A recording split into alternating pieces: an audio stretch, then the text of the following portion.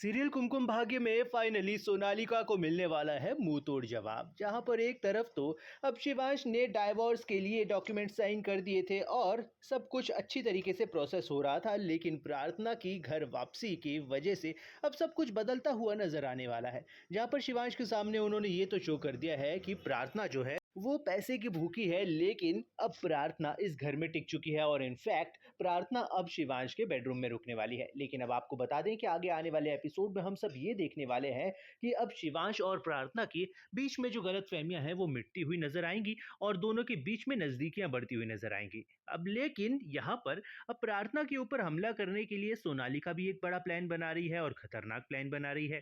खैर, वो प्लान तो पूरी तरीके से अनसक्सेसफुल होता हुआ नजर आएगा, क्योंकि वो प्लान सक्सेसफुल आधा तो होगा, लेकिन उसके बाद में होगा ये कि अब आने वाले एपिसोड में शिवांश इस प्लान की वजह से, उस खतरे की वजह से प्रार्थना के करीब पहुंच जाएगा और प्रार्थना और शिवांश के बीच में फिर से एक बार नजदीकी आती हुई नजर आ जाएंगी। लेकिन देखना बड़ा ही मजेदार होने वाला है, क्योंकि फाइनली अब प्रार्थना और शिवांश दोनों एक होते हुए नजर आएंगे।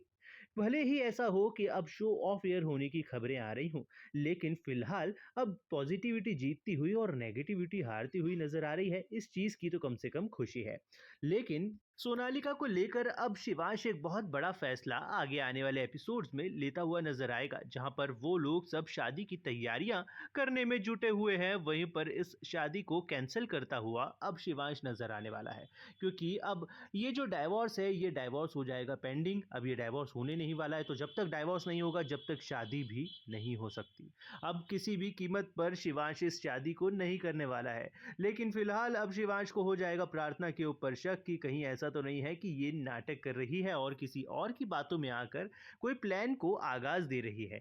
लेकिन फिलहाल अब उसे सच तक पहुंचने में काफी समय लगेगा। तब तक तो अब प्रार्थना और उसकी मॉम दोनों मिलकर हवाई टाइट कर देगी सारी सोनालिका की, और यही तो हम सब लोग चाहते हैं।